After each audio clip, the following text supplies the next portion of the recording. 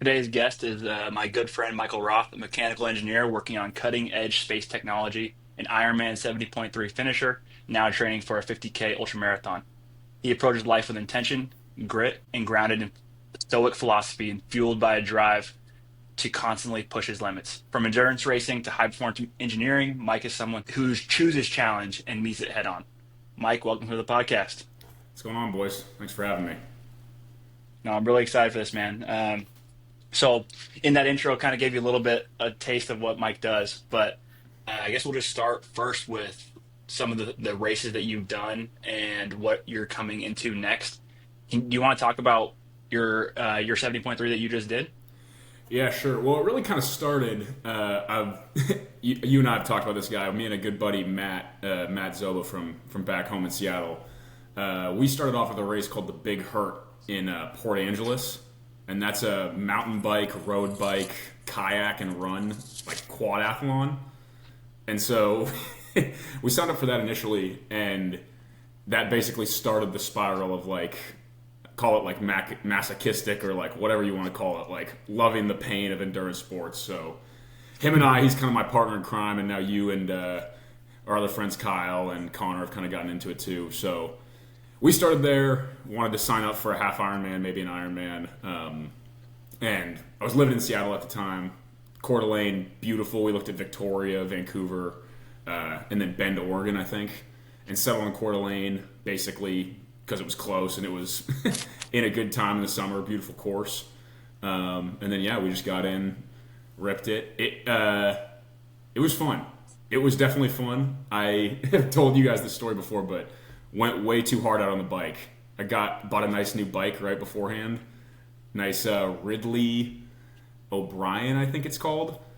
Nice yellow, lightning fast, and yeah, The man. tour. Yeah, you could see my splits, but way faster at the beginning and then crashed late. And then ran the marathon in like record slow time for me. But yeah, That's it the was a hard good part with time. those things, dude. Yeah. So for the big hurts, was that what was the distances on those? Yeah, dude. So it's a 15-mile mountain bike with about 1,500 feet of climb to start. And I'd never mountain biked in my entire life. I don't know if you guys have. It's actually pretty fun, but pretty pretty sketchy. I went over the handlebars like two or three times. Ooh, Yeah. like So bad? no, not bad. Like if you like, I've been road biking for at that point like almost 2 years, and so you kind of know. In Seattle too, you're on the roads. Like there's no like San Diego, the ride we did yesterday. There's no nice bike path where you're on the roads. The roads are wet. There's drivers, so you learn how to kind of take a spill. Um, but yeah, the funniest one was there was a photographer.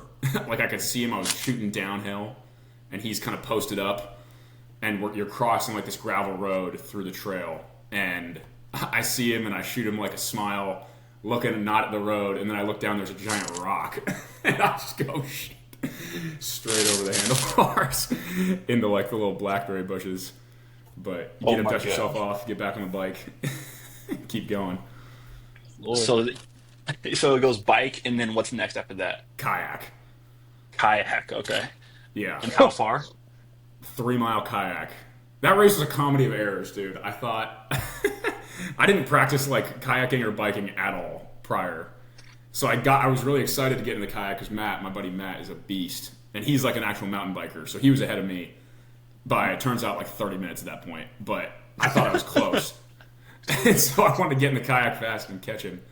Um, and so yeah, I got in. I sat. You know how they have like the seats that flip up to give you like the backrest.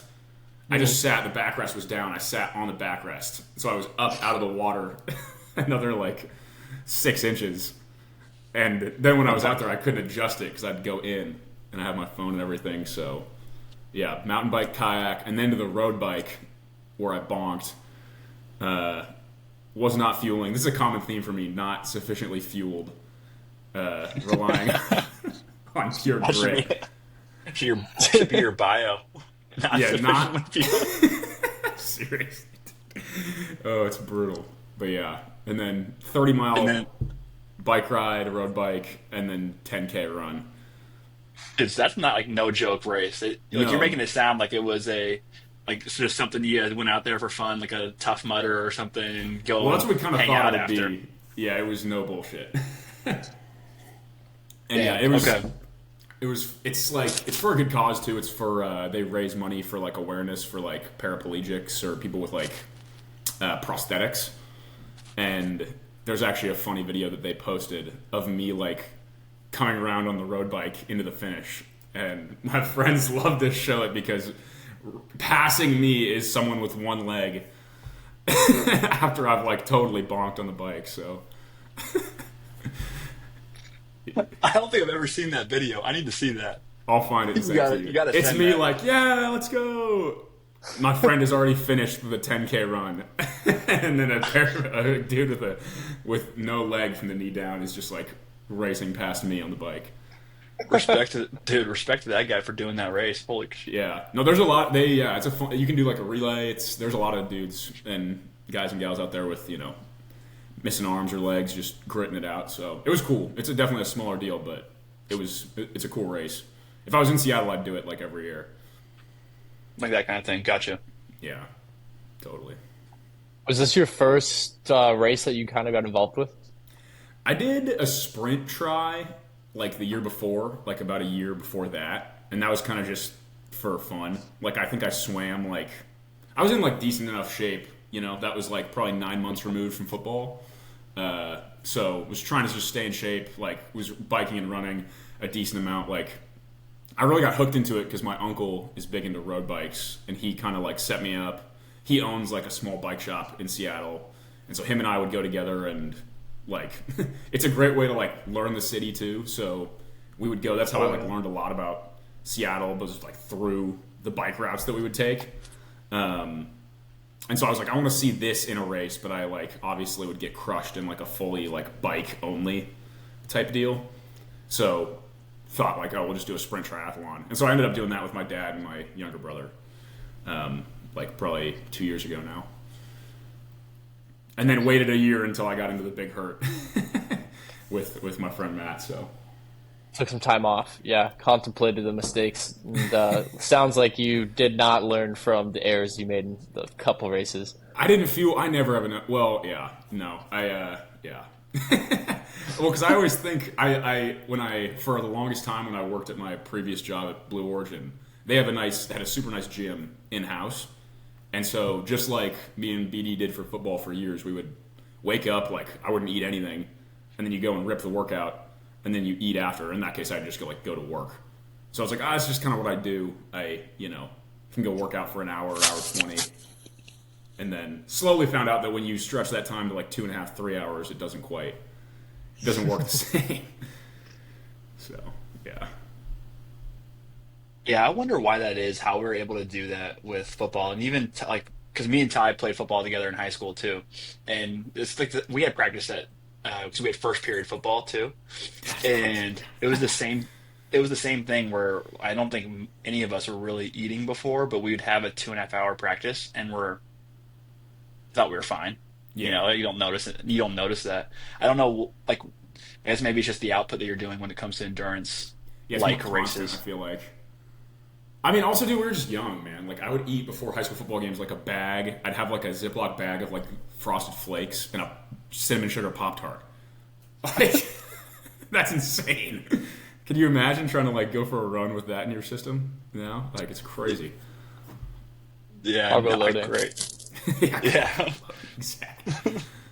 Oh, Okay, so after the big hurt, I'm guessing that you guys, from what you said, is that you enjoyed it enough. You enjoyed the experience enough, right? So then you sign up for that 70.3. yeah. So we Um, pretty quickly after that we're like, what's the next thing? what's the next one? And it was that. Yeah. Yep. Okay. And Split so lane. then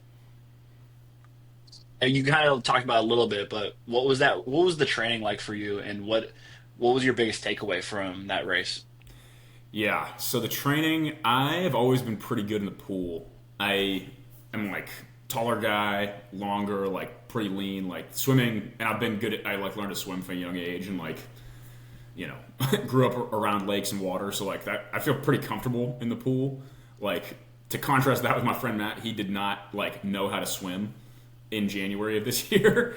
And so he'd be like, dude, I swam 100 yards today. I'm like, oh, that's cool. Like, I feel confident that I can beat you in this because I just did like 2,000 and it wasn't that tough. So I kind of my goal was to beat him also because one of our friends who attended the race told me after I had finished, she said, I feel like he gave everything he had, and I feel like you maybe had something left in the tank. And I was like, are you fucking kidding me? So that was like, that one moment with that one person motivated me for like 6 straight months. But I focused, chips. yeah, dude, a huge chip. I don't know if anybody's ever told you that they think you could be going harder, but like sincerely, but yeah. So I spent less time in the swim because I felt pretty confident there. I swam like once or twice a week, kind of leading up, and then twice a week like in the month to like 6 weeks before. I was pretty consistently like biking too.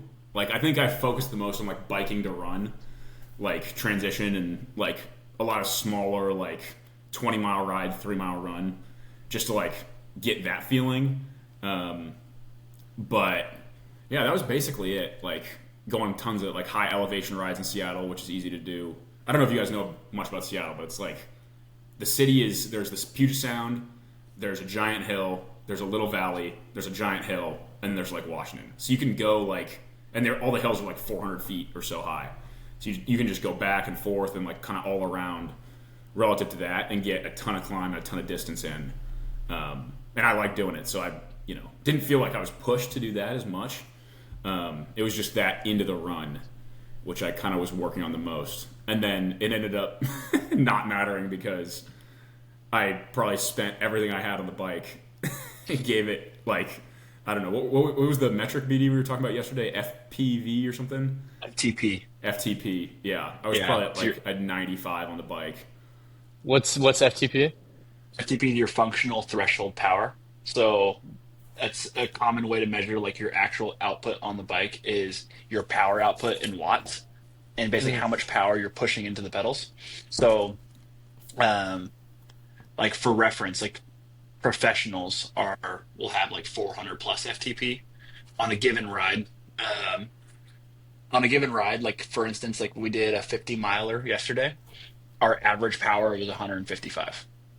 It's like not like that's so. And Did granted, it wasn't professionals like average 400? that's their functional threshold power. Yeah, So that's what you could essentially ride consistently for 1 hour straight. got it. And so for us, our ride was around 2.5, 3 hours. And so we're not going to be riding at like you're not riding at your FTP, but just like for a reference, like a range, that ride was around 155 average, which it includes stoplights, includes downhills. So that's like no power zones, right? So you're getting that averaged out. But it's a way to measure how much you're pushing out of the bike. And so when he said 95, he's saying 95% of his FTP. So for a 2.5 hour ride, he was probably pushing around 95% of his FTP, meaning that he was blowing up his legs. Yeah, exactly. And That's all time. the nuance too of the race is that like my buddy Matt is a beast. So like I don't know, maybe he'd be an interesting guy to have on because that dude is an absolute stud. But so he went from not being able to swim, he beat me out of the water by 2 minutes. He got out in 36 and I got out in 38. So I saw him in the transition station, but I knew that his bike, it didn't have like the large gear. So there's on most of our road bikes, Tyler, I don't know if you're a big bike guy, I just know I've biked a ton with BD. You have like a smaller drive gear and a bigger one. And basically the bigger one lets you put out more power and go faster basically. And his only had the smaller gear. So especially when you're going like downhill, the big wheel lets you like drive into your pedals and really like keep a higher speed in those sections. And so I knew I like just had like a equipment advantage. So I caught up to him on the bike and I badly wanted to win. So I basically like had passed him and then for like 30 miles was between, 0 to like a half mile ahead of him and would like look back and see him and just like keep going as fast as possible. And then I thought I left him, and at about 45 miles, I was like starting to kind of crash. like a little bit. My splits were like decreasing slightly. I was feeling tired. I really had to pee. And then I turn around and he's like 20 yards behind me coming up. I was Right like, on your you gotta ass. be kidding me. And so then Was I he a, basically, s- was he a spent after the bike as well?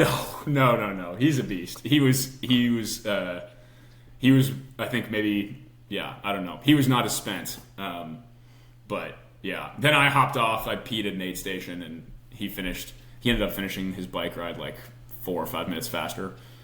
But I knew at that point I was like, God, that's this is my only chance. That's it.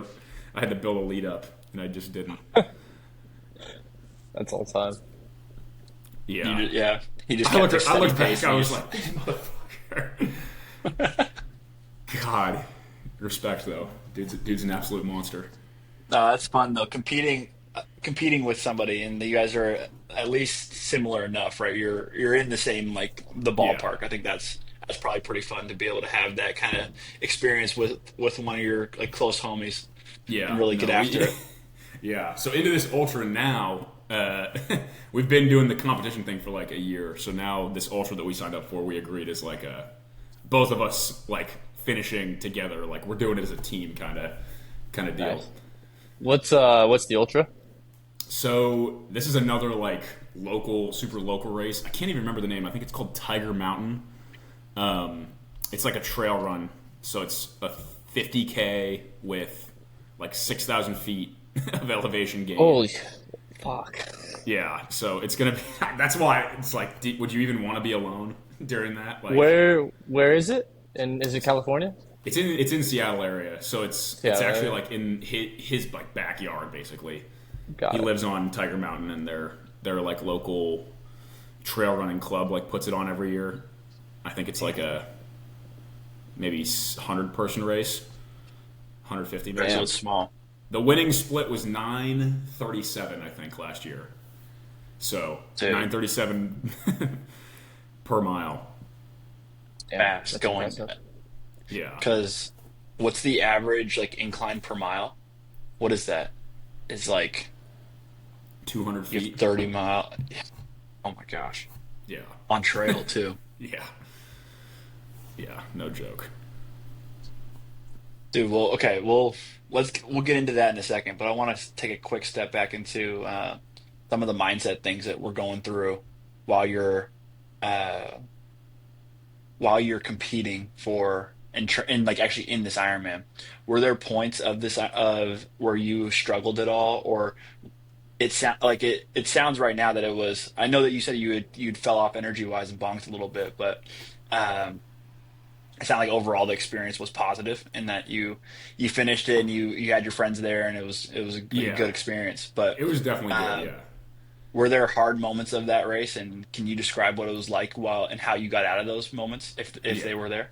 Absolutely. There was like one per stage, I think.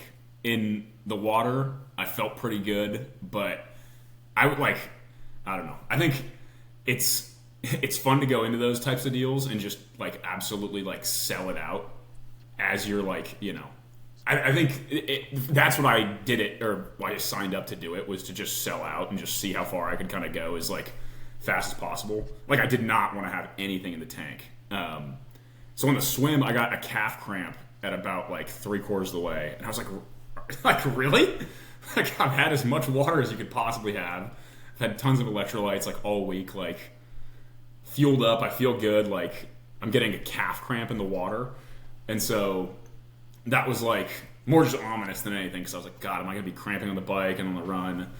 I had to like swim through it, obviously, but that was frustrating. And then on the bike, after he had kind of repassed me, there was like a big like 700-foot climb, and you were still probably like 10 miles away from being done, and I just like didn't have like the motivation factor became low, and then also like I was exhausted and the legs were tired too, and everybody who I had passed on the way out was like repassing me on the way back. Like the pace was slow, so when you're in that spot though, you kind of just keep going. Like there's nothing there's nothing really to be done. There's nothing really to think. There's nothing really to like motivate you. You kind of just know you're like, okay, I'll be done with this shortly, and then you just try to not think about the half marathon that is on the other side. It's kind of like I should have sent you guys this quote. It's like I think it's called the two-headed lamb. Are you guys familiar? I think it's the poem of the two-headed lamb. It's I don't know. I'm gonna butcher it, but it basically it's from the perspective of this two-headed lamb that's born and it like knows that it's a freak and it's gonna be like slaughtered basically the next day because of its condition. But it's born in like this summer day in this pasture or this summer night, and it like looks up and it like sees the stars, and it's like happy for that moment. That's kind of how you gotta be in like when you get 3 minutes or whatever when you finish the bike ride to eat like an energy waffle and hear some people cheering for you. You just gotta be happy, and then onto the onto the brutal next part. But and then the run just it completely sucked. So that was all like I broke that up into segments. I was like, I just gotta run until the next aid station, and then I'll walk and dump water on my head, and then hopefully and do it again. Enough juice, and then you leave that aid station. You go, oh my god, I have another mile until the next one.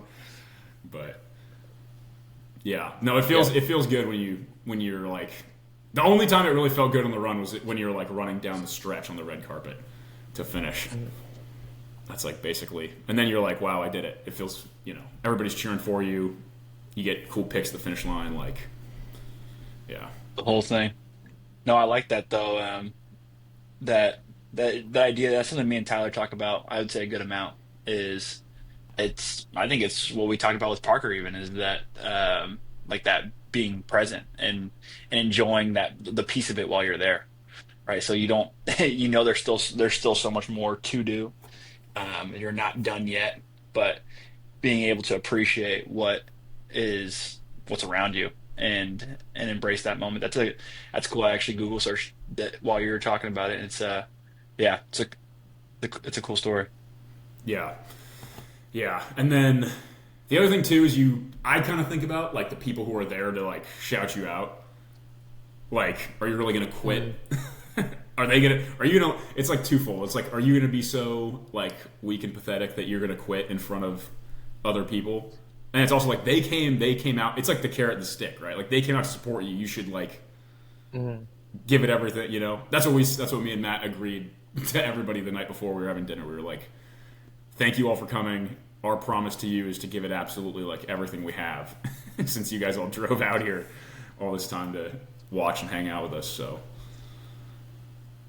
Which is full circle too, because from that big hurt race, right? You had that Well, one person yeah. say that you didn't leave it all out there. Yeah, no, had to do it. That's like another thing.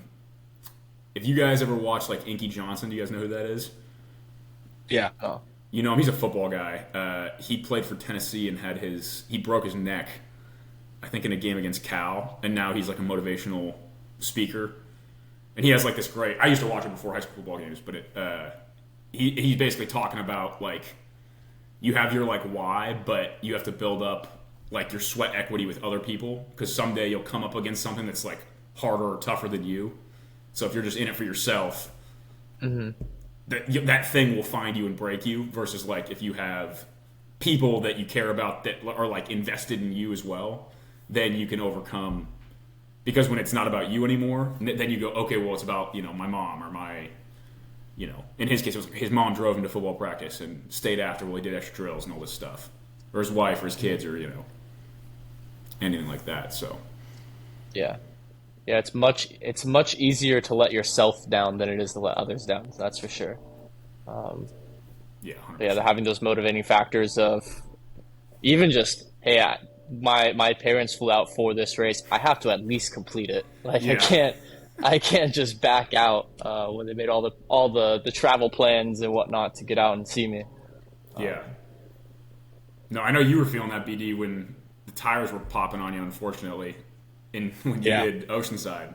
But then you get it's like a virtuous cycle because then you overcome it and you feel the like feeling of triumph, and then that becomes the thing that you like kind of chase, and it just breeds more and more like positive results. Yeah, for sure.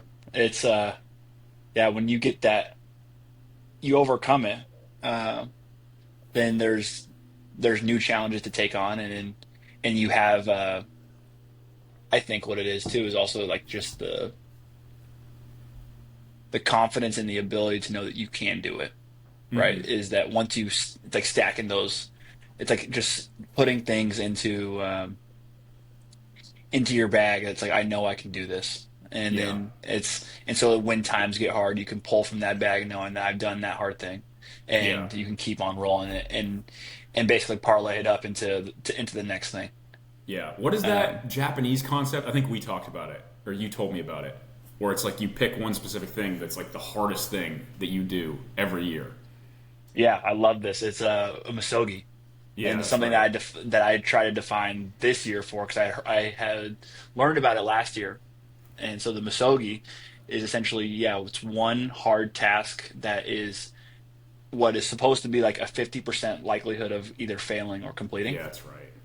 and it's supposed to be like a year defining kind of like thing for you. So it can be something new, it can be something or it should be something new, and it's something that's going to push you outside your comfort zone, something that maybe you're not used to.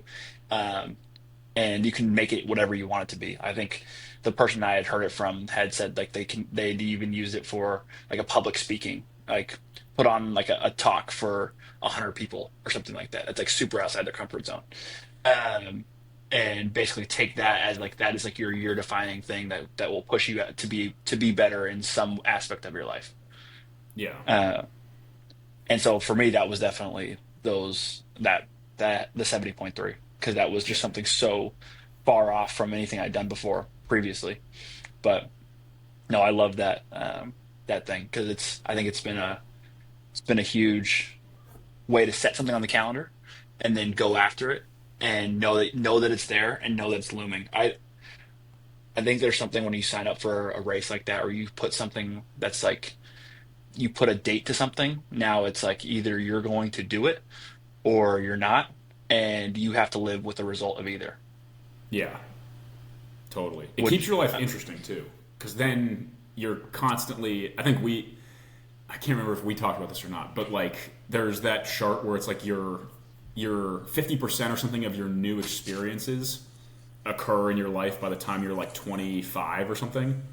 And so that's why like from your perception, like your brain perceives time more slowly if it's like having novel experiences versus like if you're just running through a routine that is not like stimulating as much. So it's like a cool way to keep your like life feeling young and like keep your Mhm. mind like open to like new experiences and new challenges and everything like that. That is the trap of routines, and It's yeah. it's like routines. Like for me personally, like routines have been huge in helping me like put some structure to the goals and the things I want to do and achieve, right? But then there gets a point where if you're so in the routine that time just flies. And that's something that I've been thinking about. And I've heard just podcasts that I've been listening to as well, and just content I'm consuming on my own. I feel like that's been a common theme that's coming up is how routines, how to balance your routines to be able to find new novel things and basically find a way to almost like index like your memory to be able to do for new things. If you think about like 2, 3 days ago, you probably couldn't remember what you might have eaten for breakfast. Yeah. Right. And it's just because of that, like you usually do the same exact thing and you don't even really remember what you did that day. And so what I had heard from, it was actually My First Million was talking about it, Ty. I know we both listened to that one. They were saying that this guy, his routine was to do one thing new every day. And so it was just something. So whether it's so if his morning workout, he would go do his morning workout like on the hill and go run a new hill, or something to be able to pull back and be like, oh my gosh, I've always wanted to explore this. I'm gonna go do that today, and I'm gonna talk to this person I haven't, or reach out to this person that I've never done before, and basically find ways to change up the your day to day because it was his way of being able to um, like have new perspective and just keep on having new things like you talked about, Mike. Yeah, dude. I feel that. It's tough.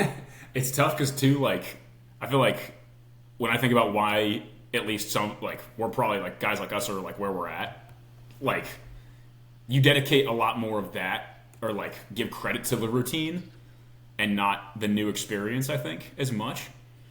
So it's easy to like fall into like I need to have a good routine versus like I need to do these new things, you know? Like you played sports, that's all regiment and routine. Even though you're doing like within that like new plays or new, you know, every season is like a new team, every, you know, new coaching staff or whatever, like or like coming to college, like that doesn't I don't know if you necessarily think of that as like something that like that choice making you successful, but because I typically think back and it's like, oh, it's because I have like this base of, you know, I'm gonna make a routine and follow that, or I'm gonna like be consistent within that, not like the spontaneity piece that actually makes life interesting and worth living. It's a I fine think there's line. tension between both for sure. Like the tension between being able to have the routine and showing up and doing the work, right? So if you have a goal, you show up and you do the work every day to be able to do that. But then also finding ways to be able to, yeah, to be able to experience stuff as well. I mean, that's something I definitely just struggle with. I feel like I'm so routine based where it's I do these certain workouts a certain day. I mean, obviously you have work, and then I'm eating similar meals most days too, Yeah, yeah, right? yeah. And so it's just I'm I definitely yeah I definitely could find some ways outside of that, but yeah. But you bring up a great point, man, where it's the idea that you attribute a lot of the success that you have to the routine. Yeah. I don't know. I I think think it's it's little interesting things about. too. Like it doesn't have to be, you don't have to take a trip to Japan or something or like, you know, like go do a new thing every single day. Like, it could be like once a week you cook a new meal or something. Or like maybe you read like a different kind of book or like a different topic that you haven't kind of thought about before. Or, take a different route on your on your run or like run up a new hill or whatever. Um, or even just like take like the scenic way home from work or something. I don't know. Like Hmm. anything to kind of break it up to where you're not like sacrificing the consistency, but you're getting like variety within that. Not that I do any of those or all of those things. Maybe some of them, but that's one of my New Year's resolutions I'm failing on most miserably is the cooking new meals New Year's resolution. But Was that one of yours? yeah, I was one of them. I I think it was one every month or every 2 weeks, maybe. I can't remember. I've done like maybe one new meal this year, so pretty far behind. But we'll Chicken see. It's beans all rice, about chicken beans rice. no bean. I do, yeah, chicken and rice, ground beef and rice, fried rice. I do like burrito bowls, fajita, like bell peppers and stuff. Those are like the staple, and then eggs and toast, uh, and then pasta and like sausage. Keep it simple. I want to branch out though. I feel like cooking is like a cool skill that Yeah. it'd be cool to have. Yeah, I think it all depends on what you're optimizing for too, in terms of if you're goal oriented or if you're optimizing for experiences. They're like some like we've talked about this too, the seasons of life where sometimes like for three, maybe even 6 months at a time, you just have to be so locked in and stay within your routines and like Yeah, consistency is going for you there. I think people can get a little distracted as well. Where if you're told like, hey, you need to be doing I think all of us are like this. It sounds like we love learning about new things that can kind of better our lives. And you're told like, hey, like adding variety and flavor into your life is important, and it is. But then it's like, okay, well, how can I do that every day? And like we're trying to optimize for all these like little things where maybe sometimes it's taking a further step back and looking more macro and thinking about okay, like what are things I can change at scale that will give me like new flavor? Like instead of my goal being something that's I've done in the past. Like I don't know, we're all fitness oriented. It sounds like you guys have done a couple 73 hards and it's looking for times, but instead of doing another 70 or 73 hard, but a 70.3 and going for like a new PR, maybe it's like okay, well maybe we do a different race like the the one that you did, Mike. I forget what it's called. Oh, the big The hurt. hurt, Yeah. the big hurt. Yeah, like doing something that where it throws like a new sport in, like kayaking, right? It's still along the same end goal of doing something hard physically, but it's changing the medium in which you're doing it, right? Um, I think I did something similar to that. Like I used to be optimizing for fitness in terms of like bodybuilding. Like, okay, let's put on massive bulk and then do a cut, do a massive bulk, do a cut. And then recently just changed to, okay, instead of doing like, hey, I want to hit this target goal weight and then sit at this weight at a certain body fat percentage, new goal is going to be marathon. Let's go do a marathon at this pace. So like still my fitness goal, like Yeah. still going to be in shape, but just changing the actual like flavor of my life. And it's gonna be a 3 month stint, but it's gonna be a new 3 months. And I'll always remember those 3 months in the grand scheme of things. I think that's one thing too with how young we are. When you say like something 6 months away, in the moment it seems so far, but like 6 months flies by. Yeah. And like logging that like such a small season of life. Um, so like zooming out and trying to think more of longer term of like two, months at a time rather than days at a time is helpful for that as well. Yeah. No, totally. I think too. I think it's good to like compartmentalize. Like you mentioned, like a fitness Hmm. goal. Because a lot of the things too, like it's hard to focus on like every single thing all at once.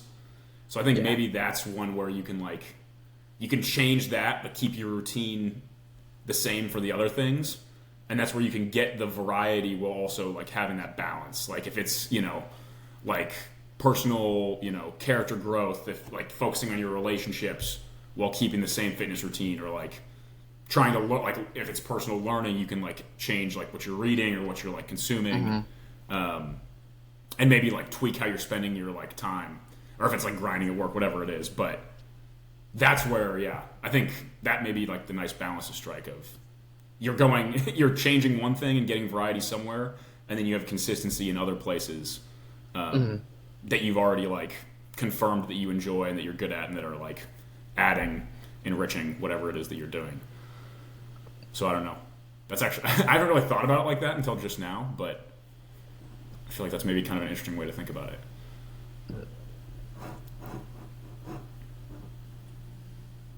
Yeah, I enjoy the frame of reference of seasons to it, seasons of life. I think that's what helps me to know that when you're know that it's not forever either, right? So whatever you're in, it's whether it's good or bad, it's not forever, and it's a way to be able to just continue to do it and just whatever it is, lean into it, and instead of either being completely joyous over the moon about it if it's a great thing, or and acting like it's going to be and acting like this is my life is so great it's never going to change and everything's like is so fruitful right now. It's like, well, this is what it is going to be for a season, and there'll be a new challenge that comes up, and then vice versa, where it's like if you're really in the shit and it's hard, you're grinding, it's a way to think, it's just for a season, and it'll come and it'll go.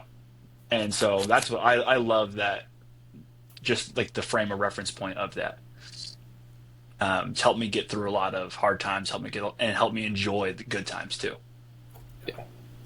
Yeah, it's a great perspective, man. Okay, on a similar line, gonna pull this quote right here. Oh, wait, sorry, one sec. Try living the life of a good man and see how it too suits you. A man who's gratified by the lot he's been assigned, by the universe, and satisfied with the justice of his acts and kindness of his character. I believe that is one that you had sent us, Mike, from. Yeah, that's from Meditations. That's Marcus Aurelius. Yeah. What does that mean to you? Man, I think it's.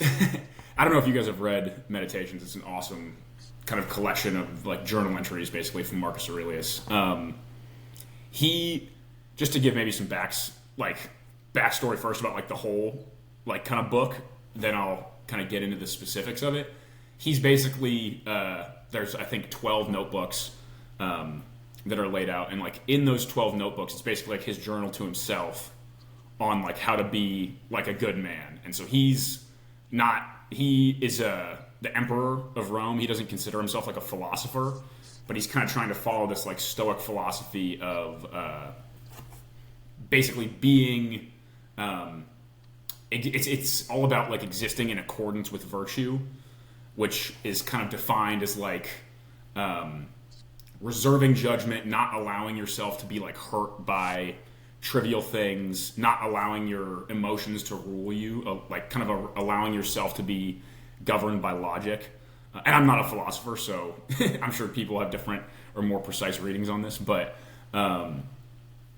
basically, what I kind of took away from that is like be kind of the man that you want to be. Be the person, like just like not even fake it till you make it, but like if you exist in the world as like the person who you desire to be, you can be that person. And it doesn't take anything more than that, you know. That it can be as simple as that. Like you are in complete control over the things that matter most to you in your life, basically. Which is something that's really powerful. And like realizing it is hard because then it's totally on you your entire life. And like it's the most powerful but like also kind of scary thing because then it's like, oh shit, it is on me. And if it sucks, then you know there are outside factors, but your perspective, like not that it's your fault, but if you're not happy, you're in control to change things. You know. You have the agency. You know, Yeah, it's exactly. if you. I think it's so easy sometimes to get caught up in you experience you experience something, something happens, and you just react to it. Versus if you have the agency to be able to control what you're to be- to be exactly who you claim yourself to be, and it's your responsibility. Yeah, no, totally. And that's one thing he talks about a ton is like it's called like he talks about it in the frame of like temperance, where it's like the philosophy is all about something has happened to you, but now your mind like can react to that thing. Like, and he talks about because he's like in the political realm, like someone has like slighted him in the Senate, or someone has like not come through for him or betrayed him or whatever, and he's like, okay, so I can, or like insulted him, whatever it is. That action has happened. Now, what he's striving for is like the temperance to not say, I've been harmed by this. Basically thinking like if you don't allow yourself to be harmed by the external action, now you're not actually capable of like being, you know, harmed by it. And the example of like someone disrespecting him to his face in public, like to instead of like chastising that person to say, well, you just actually disrespected yourself by the way that you've acted, and everyone has seen that, and they've seen my reaction now, and I'm going to react gracefully in the face of that, and I choose not to like allow that to bother me, basically. And that like temperance is what it like because it's hard to like, you know, it's easy to have a first reaction to something, and it's hard to like allow yourself to like think and like actually come up with a like kind of coherent like response that's always in the same direction of who you like strive to be. That's the key right there too, into striving to who you like to be. I think. Yeah, yeah. No, he's a badass. You guys should read the book. It's it's great. It almost feels like kind of like biblical the way it's like written, because it's, you know, each entry is numbered and each notebook is numbered, and there are different kind of themes throughout the different notebooks. Yeah, it. I feel like I try to do one a year, of like one Stoic book a year, because I kind of feel like I'm a better, you know, you're more conscious about who you are and who you're like striving to be, and how you kind of act in accordance with your friends, and with, they talk about too, like being in accordance with nature, which is like you in the world, basically your physical body, and then also like your mental with your relationships and everything like that. So Yeah, I think the one thing I pulled away from that quote, not only like trying to live the life of a good man, but he also like somewhat defines what a life of a good man is, right? By saying like a man who's gratified by his lot assigned to him by the universe. You know, a man that's grateful and gets gratification or draws happiness from his assignment, or you know, his duties, his responsibilities. I think that's like a huge thing for masculinity, and just men today that A lot of people don't really figure out until, honestly, a lot of men talk about this when they have children and have a family to actually provide for the feeling of satisfaction and fulfillment they get from being able to do that. And then also he talks about the satisfied with his justice of his actions and kindness of his character. I think that talks about too of just being satisfied with how you go about responding to things. Um, Not only,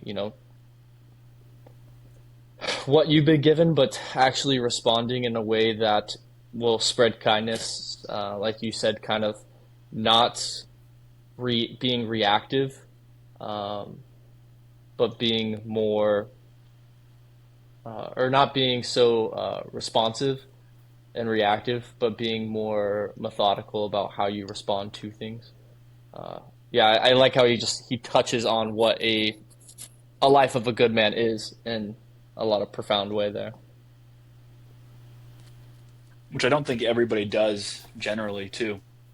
You don't you it's like you're a lot of times we're given what the expectation is in the sense of like, oh, if you do XYZ, you are a good person.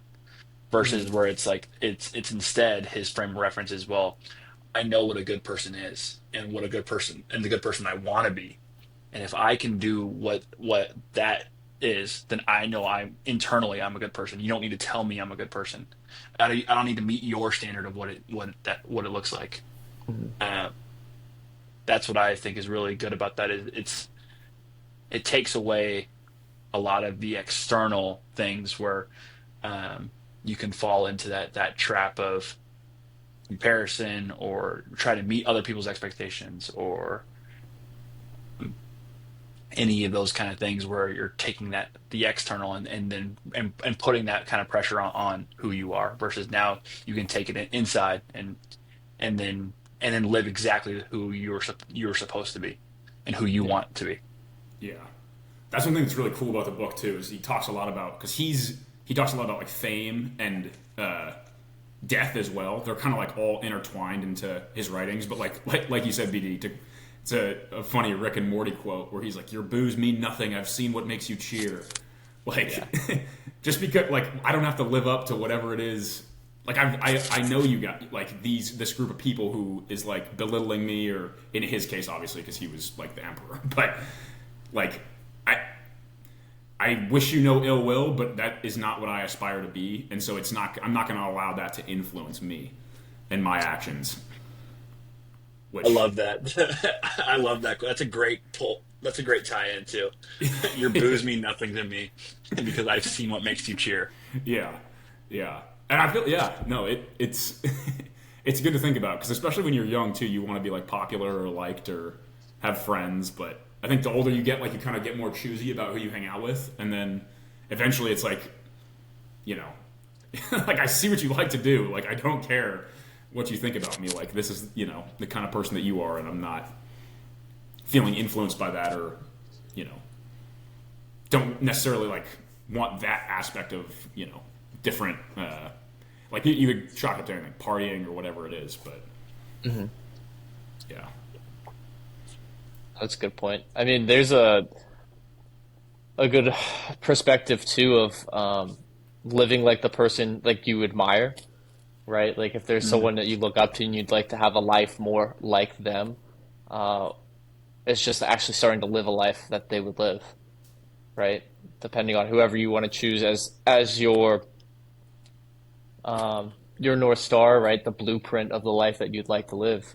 Just start actually taking the actions that they would do, right? I think the agency and then also just aligning of like your definition of the person or life you want. Um, yeah, and just start actually taking action. I think that's the one thing I've noticed that along the lines of friend groups not aligning and or not, friends not aligning with values and everything.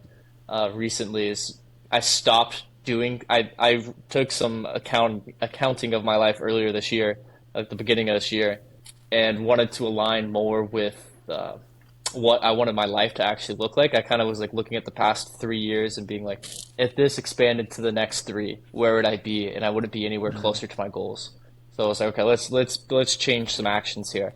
and started changing things, started not doing things, started focusing more time on, self improvement, health, fitness, whatever it is. And those friendships started to fade. I stopped hanging out with a lot of people, not because like I didn't want to hang out with them anymore, but I wasn't doing the things that I would only hang out with them to do. And that was a huge eye opener. I was like, whoa, I haven't seen so and so in 3 months. Oh, I cut that out of my life. And the only reason I would see them is because I was doing that thing with them. And so I think that's been a huge lesson for me this year is you are the sum of the five people you spend the most time with. So it's very important that you align yourself with people that have alignment with your values, your goals, and your beliefs. Yeah, well, that's part of life too. Like you don't. It's not even necessarily like a bad. It's not an indictment on any of those Yeah, people. You're just kind of growing up and 100%. Yeah, realizing that you have different, interests, and no one like is necessarily better Totally. than any other person in this equation. It's just you're kind of ruthless, or not ruthlessly even, but like choosing to prioritize your time around yeah, this. Like you're realizing what it is that you want. That's like a hard thing, a hard thing to do, I think. But it's to it's like your own life. It's not necessarily like your buddy who you got fucked up with in colleges. Like, and he's a great guy, and you love to hang out with him, whoever it is. They're like I think we all have people like that who you care about and you had a great time with for a time, and then that time of your life things have changed, and you just don't see as much. It doesn't like it's not bad or anything. It's just you know you've Yeah, it's just drawn different. It's just yourself different away. That's like alignment, the really. same the seasons thing Yeah. again. Like that time has just passed. Yeah, I just think I think it's alignment.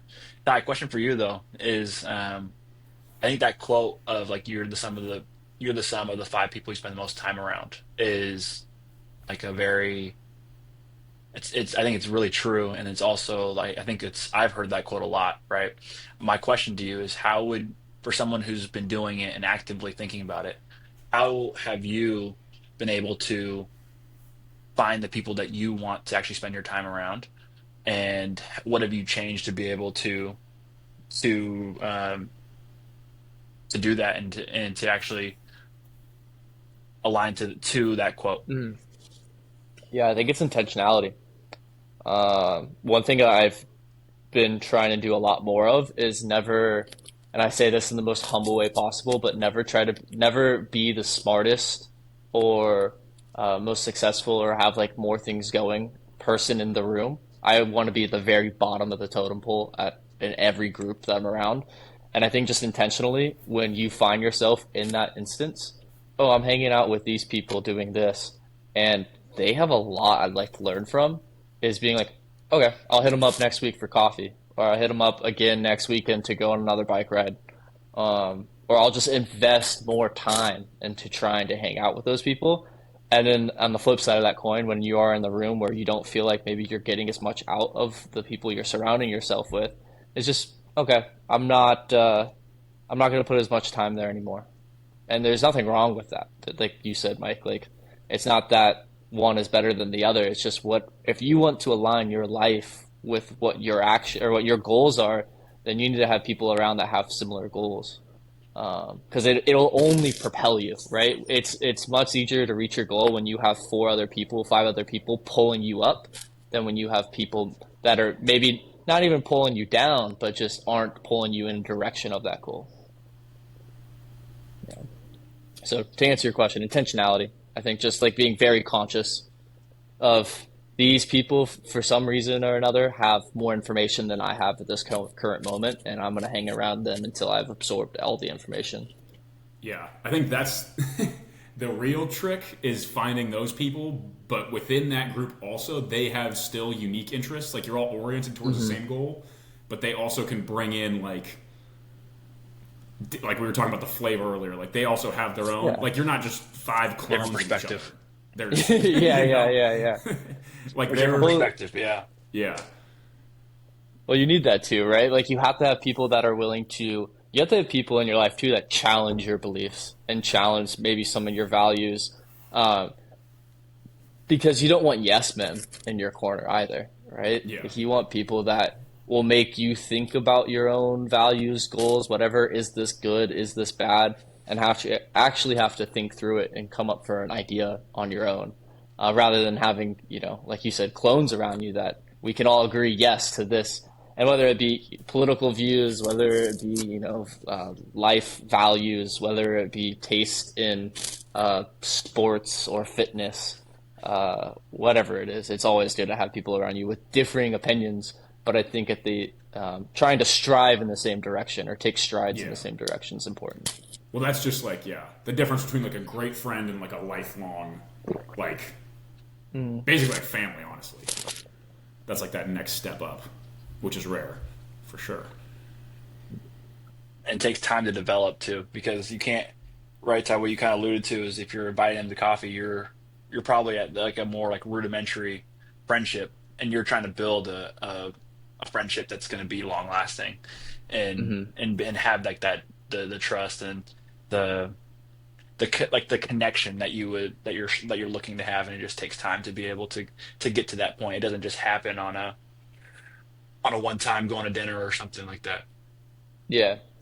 Yeah, I highly recommend this podcast for you guys. We listened to this the other day. Modern Wisdom. He had a man called Adam Lane Smith on. He's a psychotherapist and an author. Basically deals with a lot of problems going on with the young youth of males. And essentially, it's just trying to be like an older role model. Anyways, one thing they talked about in that podcast is the reliance of young men to need older men around them, or just not even older in a sense of age, but men with more knowledge around them that can pass it on down to them. I think like the one thing we see a lot in society right now, or he sees, and I tend to agree with Adam on this, is they talked about how there's a lot of like lone wolf mentality of like I'm gonna get this thing done by my own. And there's something very admirable about that as well. Like someone that's kind of bootstrapped their way up from nothing and done it by themselves. But it is so much easier when you have a tribe of people around you. And he kind of just, they talk about this in more depth in that podcast, but I think it goes along the lines of what we've kind of touched on here is just having a tribe around you that can pull in the right direction, pass information, and be that network of information that's passed from each other is it's highly important. Yeah. I think it's interesting too, like what you learn, like from like a formal, like this is a role model teaching you how to do something is definitely important. But the also just like having them there to just like observe, like on a day to day or week to week basis, like whatever it is, like having like I was super lucky to have like a dad who was like a really respectable guy, like an awesome father to me. And in addition to that, like I had coaches who I respected. I had other friends' dads who I respected. So everywhere you kind of, or like for me growing up, everywhere you look is like they're teaching you, they're showing you how to do things, whether it's like sports or this is how you like wash the dishes or clean your room or, commit to doing something and doing it and following through chores or whatever. But then also you just get to see them live it every single day. And then by the time you get to be an adult, you just don't know anything else. Yeah. And they're not even, that's more like you're all just kind of like swimming the same, like to use like another triathlon like metaphor, when you're all swimming the same direction, like they're not even necessarily pulling you, like they're still living their lives, like, but unintentionally, like that environment like brings you along kind of with it. Which is cool, which is, something I hope to have someday for like kids eventually. I think we all probably do if, have a son or daughter, just to have like good role models around that are, your friends and neighbors and things like that. 1,000%. Yeah. Trying to find another quote here that you sent. Some of these you sent are a couple pages, Mike, so I gotta like scroll to read here. Dude, I sent a lot, yeah. I'm full of quotes. On the spot too. I probably have more like stored somewhere in my like brain of like useless information. We already got one Rick and Morty quote out of the way, so we're doing good. I think this kind of touches to what we've gone to around friendship and just being more intentional with maybe who you're spending your time with. Um, I think if I had to guess, this is definitely not for meditations. But here's the quote: "Do you bury a friendship along with a friend or with the friend? And why would you mourn him if he didn't benefit you? Believe me, a large part of those we have loved remains with us, even if chance has removed them. The time that has passed is ours to keep, and nothing is safer than which was." What's Yeah, that mean to you, Mike? I love that quote. That's Seneca. Seneca wrote that to a friend after a friend's passing, and he was basically they were exchanging letters.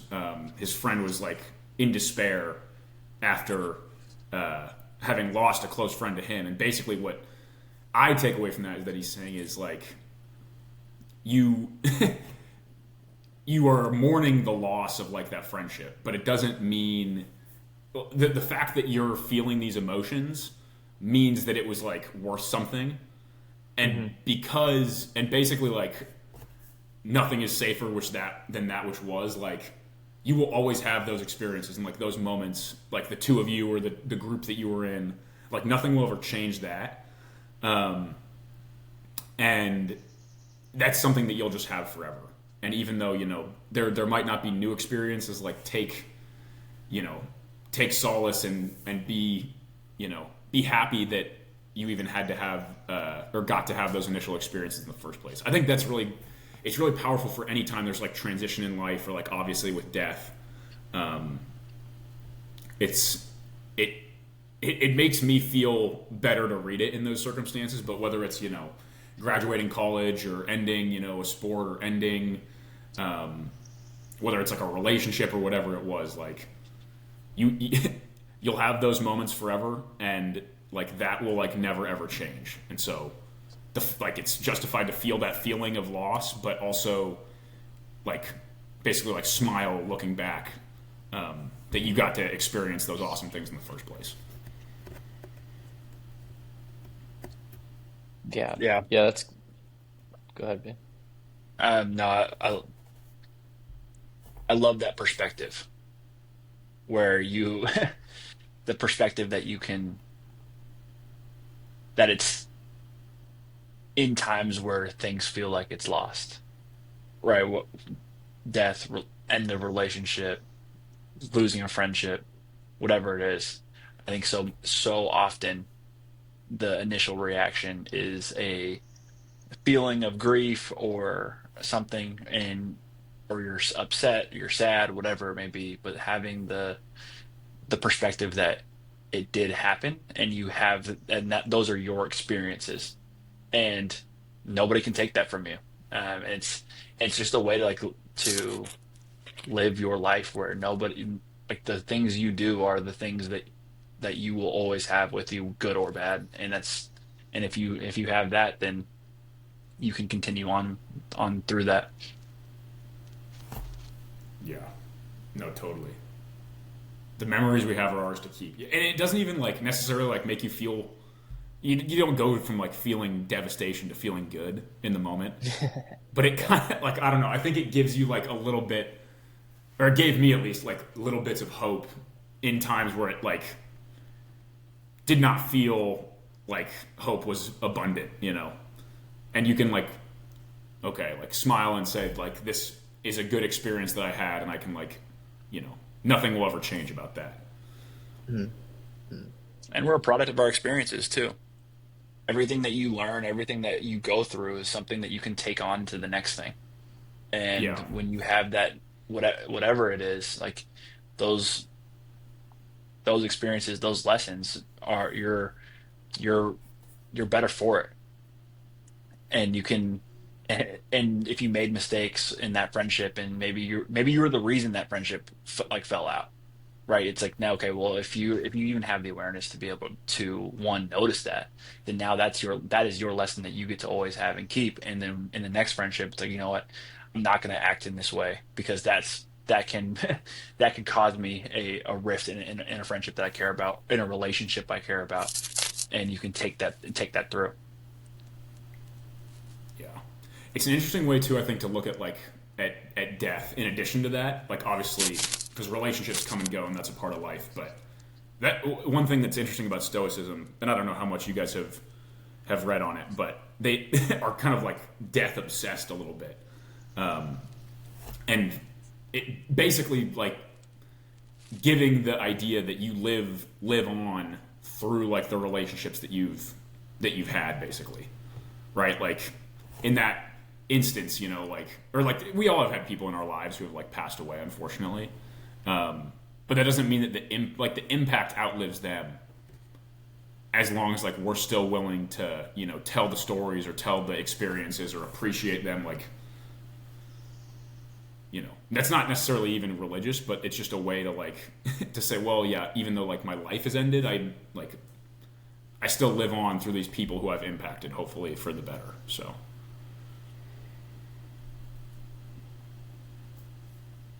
Yeah. What have you guys thought? Have you guys given any thought to death? We're starting to get to that age where I haven't, thankfully. Um, we're starting to get to that age where grandparents are going to start passing. Like I know friends that have had close grandparents pass. yeah, Unfortunately, I've had some that have had parents pass. Definitely, we've had people from high school and stuff that have passed away, but luckily, no close friends of ours be. But I don't know. Have you guys given your own death much thought, or given death much thought in general?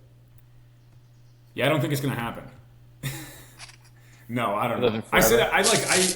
It's hard to think about. Like I don't actually like. Everybody knows that's what makes why you have to live in the moment, anyways. Because you know that someday, like that's what makes it important, is that it's not gonna be forever. But I think it's hard to fully grasp that concept. Like I'm lucky too. Like I've had my grandparents on my dad's side have passed away, but my mom's side are still living, and my parents are also in pretty good health, which is awesome. But it's I don't know. If anything, I use it kind of as like a gentle like nudge to try to like be better in the moment. Like look at like thinking at the end of my life, would I be happy with the screen time use on my phone or whatever? Like what would I wish that I had done more of? Kind of using it as that. But I think I don't know. I'd be hard pressed to say that anybody who has been like relatively healthy up to our age has like seriously thought about their own death. I don't know. That maybe it's just me. What do you think, BD? Personally, I haven't spent too much time with the concept of my own death. I think that I don't know. I think that the one thought that I do have that will come sometimes is the thought of like, if you were to die and you had a funeral, like who would be there for you? That's something that I've thought about before, where it's like who are those people that would show up for you in that way. Um, I think in a journal entry at some point, I think I've like thought about like my relationships and and my friendships in that way, where it's in like who's like really there for you, and can you and would you think that they were really there for you?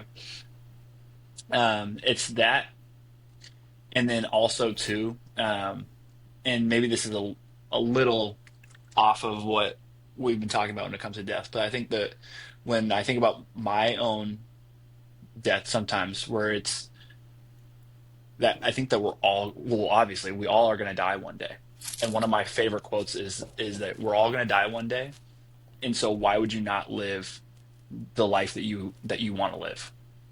And instead, and so like I think that's, to me, that's something that I've thought about, and so it's kind of it's death related, but I wanted to be able to live the life that I wanted to live, not what so and so wanted my life to look like. And do the things that you want to do. Step outside of your comfort zone. Experience the thing you want to do. Achieve the goal that you set out for yourself. Is really the frame of mind that I have when it comes to my own, like, I guess, personal death. But Yeah, I think it's interesting too, not necessarily death related, but like having relationships with like your parents or grandparents, and like this is not thinking about their death, but thinking about like by that stage in life, like what thinking about who they are to me and who they are to like the people around them. Like, how can I, like, will I be able to get there? How can I, is that what I want, And that applies to kind of everything, like work or like friendships or whatever it is. But, like, by the time I'm retired, like, and said and done, like, working wise, like, what will it look like to have accomplished what I want to accomplish? What will it, Hmm. what I will it think look to be like from a fair, family yeah. perspective, Because Hmm. then, yeah. I think to be I also, fair too is I think I have like a very um, naive perspective on this too, because for me, like my family's small as it is, right? And so there's not, I don't have like a ton of like close family members. Like it's just a very small family, and the one death that we did have was when I was like significantly younger, and it was my grandma who I was really close with, but I was at such like a different stage of life where it was just. I would you're in like that reliance stage where I was in like elementary school slash middle school. It's almost fuzzy because it was like a lot of grief in that moment for me as a kid. Um, but I haven't experienced that in like life now, right? Where and understanding what it would feel like to lose a parent or what it would feel like to lose a close friend. Where I don't have that experience. And which I'm like obviously thankful for, but at the same time, it's definitely something where like I just try when it comes to like to others who maybe have experienced that kind of thing is just being just as like open and as empathetic as you possibly can be in that in that state, right? Where it's all I got is that I just can just try to be there for that person or listen to what they have to say or not say.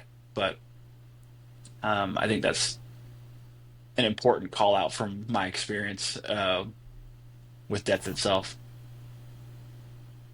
What about you, Ty? What do you think? Hmm.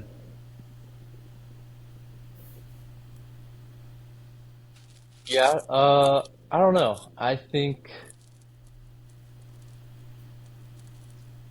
I mean, we all are going to die at some point, right? And so I think that gives you an in, kind of an insane amount of freedom to live your life exactly how you want to live it. Um, because at the end of the day, uh, you are only given a finite amount of days, and if you're not living them, doing exactly what you want to do, you're absolutely wasting your time. So I think a lot of people get caught up into living lives that they don't actually care about or doesn't bring them a lot of fulfillment because of society's um, wants and desires for them. For instance, people get caught up in jobs that they just absolutely hate, doing stuff they give no fucks about. But you gotta pay rent, you gotta pay the bills. Um, in reality, I think a lot of people could take a lot of ownership and action over their life by changing huge things that bring them a lot of despair for things that bring them happiness. I think a lot of people can think through problems and get around them to align their life with more of what they want to do. They just need to be willing to sacrifice maybe what society is holding over them. Like, for instance, I don't know, you have a job that you absolutely hate and you have to pay the rent. Well, you could just move and downgrade into a very smaller space, lower your rent, and switch to a job that you love that might be paying less, right? If that is your excuse, if I don't want to step out of this job because it's going to make me take a step back here. Um, I think a lot of people get caught up too with trading um, a life that is genuinely good, that they enjoy living for responsibility or for money, right? So, for instance, you have a promotion at work that you're up for that's going to require maybe 2 more hours a day, maybe another 10 hours a week, and you're trading away maybe um, some peace of mind for it, right? Like now you don't have to, you can't make it to the gym in the mornings, or you can't spend an extra hour with your kids at night, and you're trading that away for money that you think's gonna eventually go back and buy you that happiness that you're trading away. Where a lot of people just need to take account into what they have that they love, what they have that they maybe don't love that's going in their life, and start making the trade vice versa. Um, Trading what you don't like in your life for what you want more of in your life. Um, yeah, so I don't know. I think the only thing that I haven't thought about death too much, but I do think it gives you an actual like an insane amount of um, freedom to start making decisions for yourself. I think a lot of people don't make decisions for themselves. They either make it for family, for friends, like someone else rules their life over them, um, and they trade away a lot of what they want to do for what they've been told they should do. Yeah, I think it's hard because like you mentioned, like choosing a more like fulfilling life versus one that is kind of the path that you like maybe unintentionally are going down.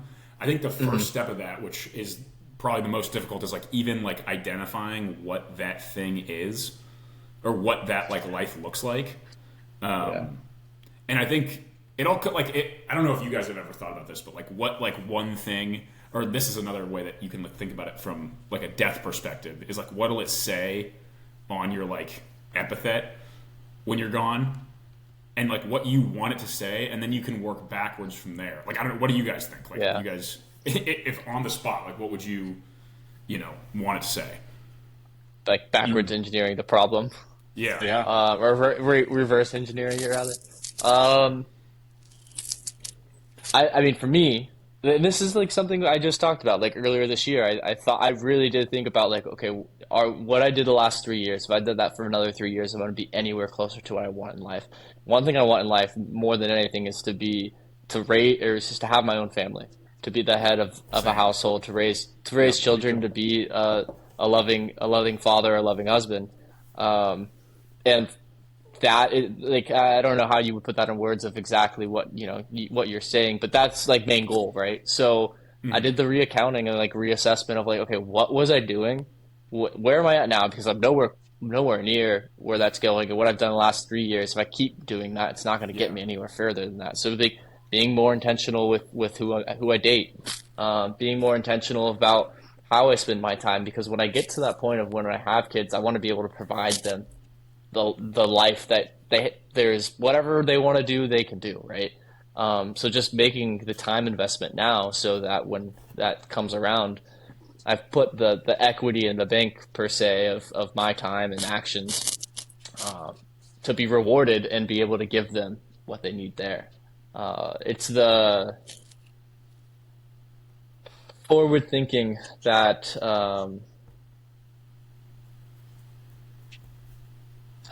darn, I'm blanking on the word.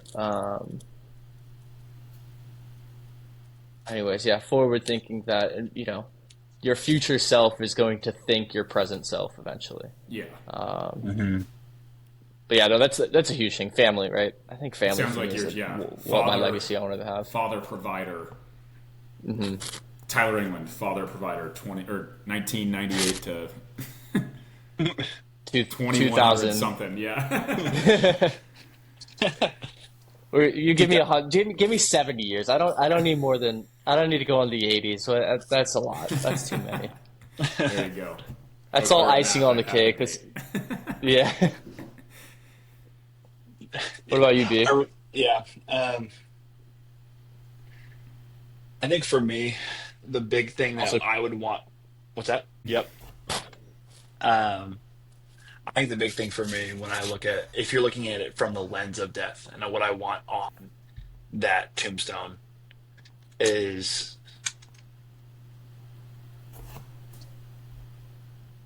and this is where I get caught up though, and this is where I start, this is where I'll spin on it a little bit is, and we just talked about this, and it's like putting it to your own standard. But I want to be the person who lived the most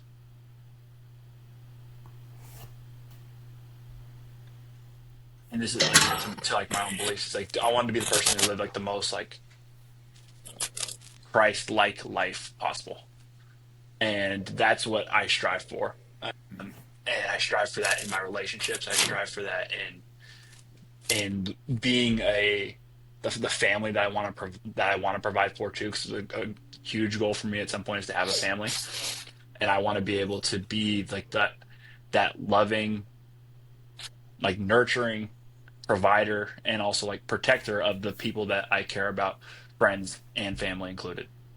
And so, and almost like and selfless to that point too, where it's you're being able to provide for your family, provide for to be able to be there for your friends. That's the thing that I think is the most valuable to me is like the relationships. I don't think anything beats good. Like I'm a quality time person by every every like mean in the stretch. Is like I want to like there's nothing that like gets me more on fire than spending time with people I love and I care about. And it's just the thing. It's I just it lights me on fire. Yeah. Um, and so I just want to be able to show up for the people that will show up for one for the people in my life that I care about, but also and then but then also being the person that I want to be for me too, and then knowing that will transpire to the things I touch and the things I'm around. Yeah. It's interesting too now that I'm thinking about it, like because I would aspire to a lot of similar things, like father, provider, like loyal friend. That's what I would want. Like because I think like your epithet like is what like the world will see about you. Like somebody's walking by your gravestone in 200 years, they'll like read your name and read that, right? Yeah. So there's that piece of it is like how the world sees you, and then there's also like the piece of like how does your family, you know, or like if you were to die tomorrow, like what would you like in 10 years? What would the family and friends say about you at whatever reunion, you know? So I think I'm on Hmm. the same page as you guys in terms of like father, provider, loyal friend, but then there's like the nuances within like what made your life actually special because like a lot of people like we all Yeah. three have the same same like large goal, but then within that like I don't know, I would want people to like be like God remember I want people to think I'm funny, to be honest, like that's Yeah. one thing I would want people to talk about like at the reunion or whatever in 10 years, that and like he was the one who was working on like this thing like as like a high achiever and then also as like a teacher or a coach. Like that's how I would want to be talked about amongst my family. Do you guys think those are like There's different nuance things? to for sure. No, I Yeah. think there's nuance in that for sure. Where that's the overarching goal, right? But there are like smaller things where maybe it's like your energy that lights up the room. Yeah. Then you want those kind of things too. I think that's super valid and super real too. I don't know. I pride myself in actually been so much fun about this podcast too is being a great listener. I love like hearing people's stories and talking to them. And Yeah. so it's like that's something for me. I strive for is I want to make people feel seen. I want to make people feel heard when I speak to them, and that I'm actually like interested in what they have to say. Because I don't know. I hate being in conversations that are like surface level, or whether they're or you can tell when somebody's not listening to you. Like those things drive me crazy, and so knowing that it drives me crazy, I wouldn't want to put that on somebody else. And so Yeah. I want to be the person that's like interested in what you have to talk and what you have to talk about. And we could have no commonality at all, but like for me, I'm going to try and find something and find an angle to where we can have a conversation and relate about something, whatever it is, whether it be small or big. Um, so that's something that, like, for me, I know that about that from myself personally. Yeah. See, that's a good one. And see, I've never heard you like even expound about that kind of the way you just did, which yeah, one of the cool things about I guess talking in this format. For sure. Any nuance, Ty, that you think about outside of the big overarching goal?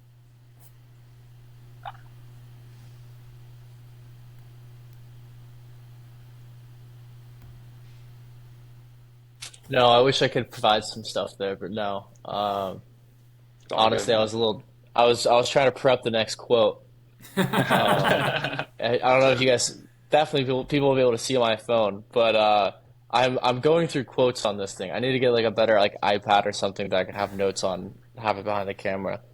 Um, but yeah, that's where I was going with this. All good, man. I wanted to pivot this enough to actually, and I'm gonna butcher this name, Robert Heinley, Heinley. I think it's Hyndman. I don't actually know. I saw this on Okay, Instagram a while okay. ago, and then I brought it up recently with my family. I can't even remember what we were talking about. But yeah, go ahead. I'll let you Okay. read it.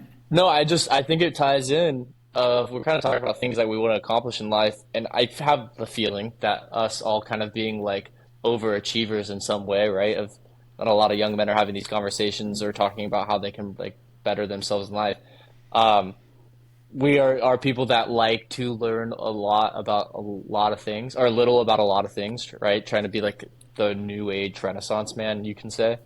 So, anyways, I'll read the quote and let people kind of gather their own opinions on it. But here it is: a human being should be able to change a diaper, plan an invasion, butcher a hog, con a ship, design a building, write a sonnet, balance accounts, build a wall, set a bone, comfort the dying, take orders, give orders, cooperate, act alone, solve equations, analyze a new problem, pitch manure, program a computer, cook a tasty meal, fight efficiently, die gallantly. Specialization is for insects.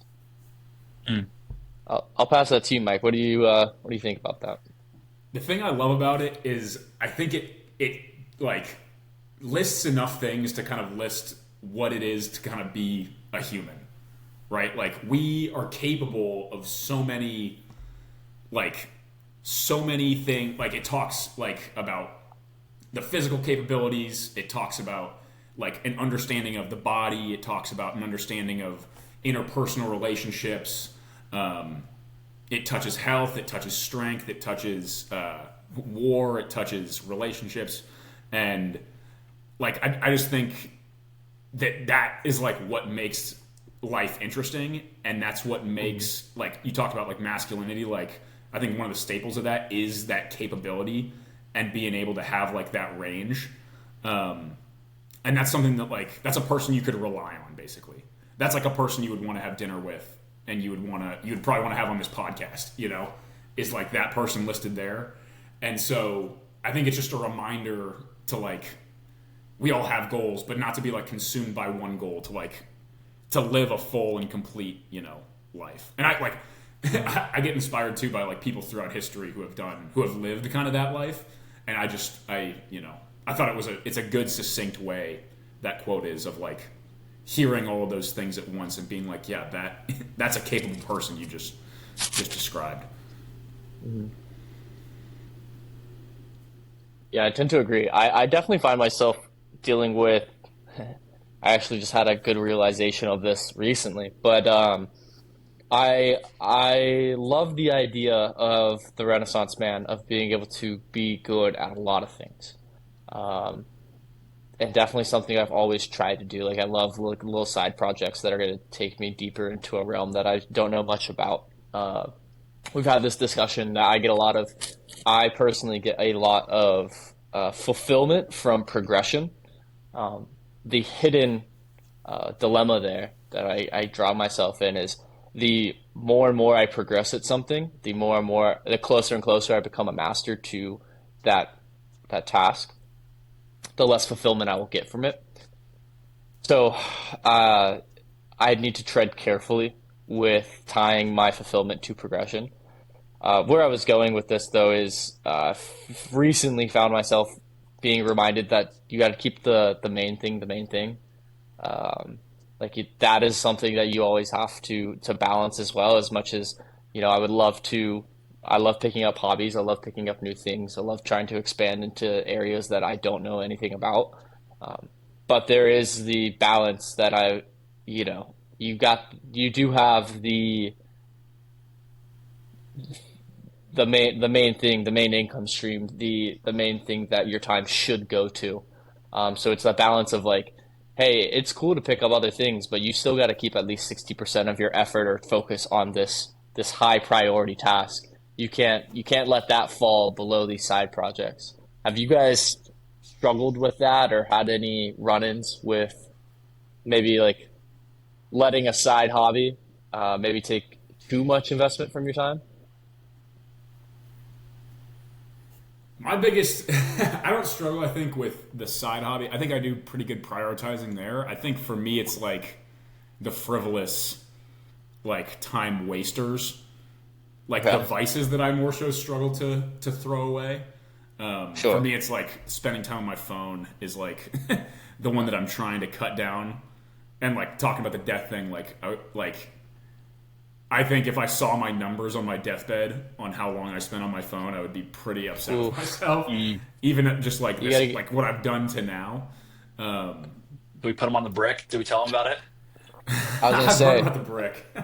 we can get you Dude, bricked up. Yeah, hook me up with. And me and then, Ty both got that. So we a different guest that we had on recently recommended to us, and we were both sold. But essentially, it's a little brick, right? And you can just Yeah, put it on. You put it somewhere in a room that's inconvenient. Usually, like for me, it's the fridge because it's magnetic. And okay, once you hit your phone on that thing, it essentially like just turns it into a flip phone. Like you yeah, only have like they're very like necessary. You can figure it all to what you want, but you have like the very bare necessities of what your phone is, and yeah, you can't unlock it until you go back and physically touch that thing again. yeah. And so you create a dude. system that's very hard, and it's You introduce friction. Yeah, exactly. that's It's the way to lowered do my it. That's the screen way to time, I eliminate think. On vice. Is like whichever vice is like bad right now. Whether it's like that's why it's alcohol or you could talk about like whether it's gambling or I know you guys are both in the sports betting business or Yeah, porn we or make whatever money you from want. people. We need people to be betting through DraftKings and FanDuel. That's how me and BD have jobs. We're somehow employed by them in a way, shape, or form. Yeah, Um, but yeah, no, those the vices can be very time wasters. But like, you never had any issues though, essentially with like I don't know, the 70.3 like that takes a lot of training time as well. Has that ever really ran? There's the thumb again. Has that ever really ran into any issues where you're like, oh my God, like I spent yeah. obviously That's we're all working 8 hours a day, but like yeah, go yeah. ahead. That's a good point. I guess I probably was too too complimentary of myself in my initial assessment. They're definitely, I think, Like I me, think, no, I probably all the time, perfect. yeah. No, I've got it dialed in. I've got it figured out. I think it's tough because I think it's like, how do you? It's kind of like unquantifiable things that you're kind of comparing. Like like obviously work out often. I also have like goals about like reading a certain number of books or like I had a goal this year. Obviously, we talked about cooking. Um, Mhm. I'm looking at two guitars over there that I don't play very often that I like have tried to I'm right there learn. with you. So I don't know. It's I guess maybe the first step. I wouldn't say that I'm like am unhappy with my choices, and part of it too, like Brandon talked about, was like setting goals that like you shouldn't hit every single goal you set. Um, like that, like a true goal, there like is a chance of failure. Um, so I guess I don't know. I guess maybe how I would try to go about it would be to like more frequently like reassess where I'm at, like if Mhm. I like how I'm doing in relation to like the goals that I've like set out, and be like, I think McConaughey talks about this. He talks about it, and he has this great graduation speech. I don't know if you guys have seen it, but he basically has five things in his life, and it was his work, his family, his friends, and maybe his body, and then something else. But he's like, I keep accounting on those five things constantly, and if I'm like in the red on one thing, but I'm way up in the black on something else, maybe I know I have to like reorganize my time a little bit, because it is a little bit of a zero sum game. Like there's only 24 hours in the Mhm. day, so if you crank up to working out 2 hours a day, you're taking out whether it's cooking or reading or Mhm. whatever.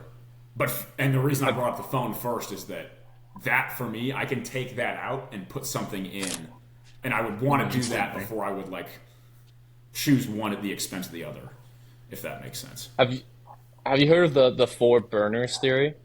No, I haven't. So it's or the concept rather. It's the idea you have a stove, gas powered stove, right? You have four burners. At any time, you can only have um, you have 100% of the gas line, right? At only any time, all those burners can be on, but they only can be at 25% each. You could have one burner on at 100%. You could have two burner on at 50%. Sure, yeah, yeah, But the idea is they all add up to this 100% capacity. And it's the concept essentially where this is the same thing with like what you prioritize in life, right? So it could be your yeah, career, family, friends, relationships, and your fitness, right? You might have work cranked up to 80, and family and friends relationships, those are each at 10. You got zero left for fitness. And that makes sense, right? Like yeah, if you're like you said, it's a zero sum game where you only have 24 hours and eight of those are sleeping. So you really only have 16 in the day yeah, to actually use.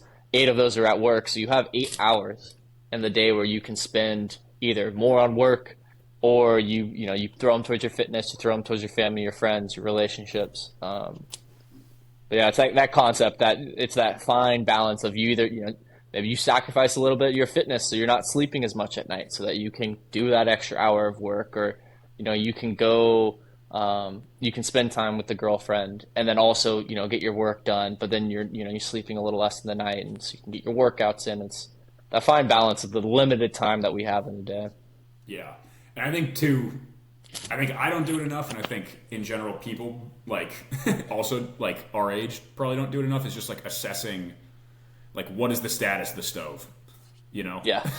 Yeah, Very. Like how often are you checking valid. in? Like you said it, and you're like, okay, I'm here. And then do you check it? Are you checking it weekly? Are you checking it every month? Are you checking it every 6 months? Like once a year? Like some people never, you know? Yeah, yeah, yeah. Yeah, that's a really interesting way of thinking about it. I actually have B, you sent me this. My first million had this one guy on. Do you guys know of the big ass calendar? Yes, sir. No, not familiar with. I don't know who the. Maybe I'll have to look this up. Jesse Itzler. The big. Love that guy. Yeah, there you go. Jesse Isler. There's a. I was listening to a podcast with him on. He actually kind of set up how I set my goals for the year. But I do a monthly check-in with my yearly goals, and then I do quarterly like reassessments. So monthly check-in of like how is the progress looking towards the goals. Quarterly reassessments of okay, do I need to adjust these at all? Like in a sense of career wise, okay, I've been putting way too much like the career one. I'm close. I'm getting a lot closer, but I'm only 3 months into the year. Like I haven't hit anything towards this family goal. Okay, like let's put more effort here for the next three Yeah. months. And it is crazy. Like you say 3 months, 6 months, it sounds like a long time, but it is such a good way to compartmentalize the year. Because that time it compounds. If you're doing something slow, an hour a day for 3 months is going to be huge. Um, so yeah, that's kind of the approach I've taken. It's that podcast, how my first million with Jesse Itzler is it's a good. I'm honestly going to re-listen to it before the start of next year to just take another accounting of how I want to go about setting goals. Yeah. No, that's I just gave it a Google. Yeah, that's a. I think I might have to hop on the train because that No, kind it's of really anything good. that forces you like like we were talking about friction earlier, like friction in the ways that the things that the vices or whatever in your life that you don't, whether it's the brick on the phone or whether it's sometimes just leaving it in another room and then like Yeah. kind of greasing the skids or like funneling yourself towards where you want to be. So like you're kind of passively getting like driven in that direction, even when you're not, you're maybe That's losing focus. yeah. I mean, that's one of the hugest concepts in Atomic Habits too, right? With James Clear is basically putting so much friction in the things in the actions and the habits that you don't want to do. Put so much friction into it to where it's so hard to do those things, and in the things that you really want to do, you make it as easy as possible. So if Yeah, you want to have better recovery in your life for your training, you have an ice bath at home, you have your Normatec boots at home, and you can do that right there, and you have it laid out and set out in a position that's very accessible. Versus if you have the ice bath at home where you have to go get ice from the store and then you have to let that cool down, like how much longer that takes, right? Now that that inherent friction there, now you're not able to really get into it. Um, Yeah. but really fast, though, I want to jump back to that quote that we were talking about.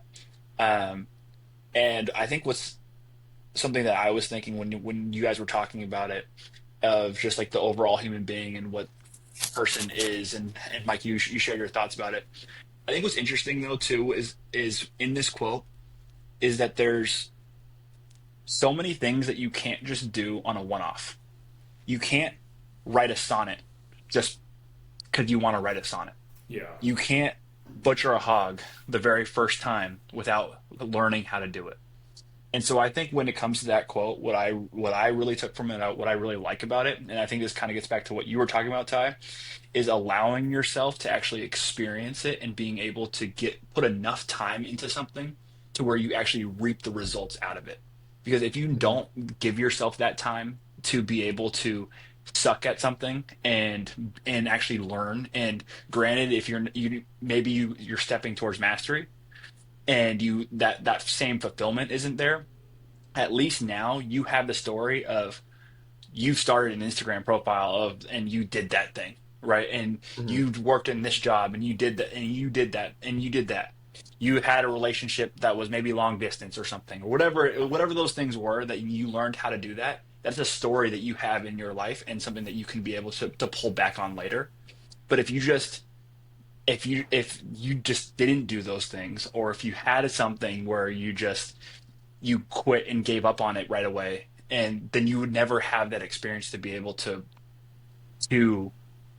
lean on when other things come. So I think that what I really pulled from that is that yes, there's the sense of like that specialization is um, that specialization isn't necessarily, you don't want to be like a pure specialist. At the same time, you don't want to just go full mastery in those other things, but then being able to actually give yourself enough time to take give yourself enough time to be able to actually lean in and learn the skills you need from whatever the task is at hand. Totally. Yeah. One thing I love about it too, the way it's kind of laid out, is like, and I'm a big like, I think positive and negative reinforcement both work. It's not just what a human being should do. It's also like the statement of like specialization is for insects. Like if you think of yourself as a one-dimensional person, like you're not even really like you're not living the life of like a human being since like Mm. we basically have always existed. So it's like the carrot and the stick, you know. And like you said, BD, like it's like you're the sum of your experiences, kind of, and you should leverage all of those experiences that you possibly can. Hmm. For sure. And you get to try new things, and then you get better at them as you do it, and then now you have a cool thing that you could talk about at the fire pit with your family.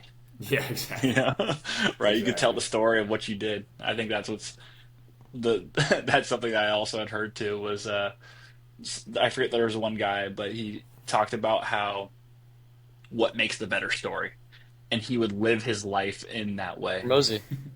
Yeah, is that Hermosi? Yeah. Okay, I didn't know. I didn't want to Hermosi miss. that no, Yeah, that's Hermosi, yeah.